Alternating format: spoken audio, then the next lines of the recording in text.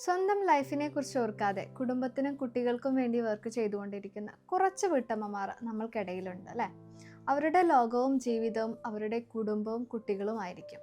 പലപ്പോഴും ഇങ്ങനെയുള്ളവർക്ക് സ്വന്തം കാര്യങ്ങൾക്ക് സമയം കണ്ടെത്താനും സ്വന്തം കാര്യങ്ങൾക്ക് വേണ്ടിയിട്ട് ഇൻവെസ്റ്റ് ചെയ്യാനും കഴിയാറില്ല.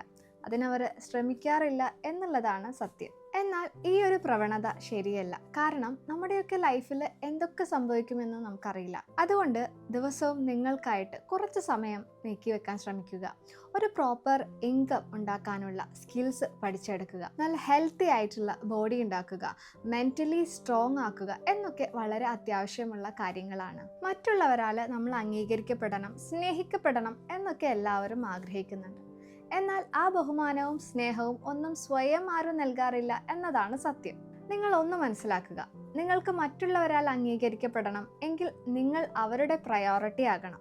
എങ്കിൽ ആദ്യം നിങ്ങൾ നിങ്ങളെ സ്നേഹിക്കേണ്ടതുണ്ട്, നിങ്ങൾക്കായിട്ട് ഒരു ടൈം സ്പെൻഡ് ചെയ്യേണ്ടതുണ്ട്.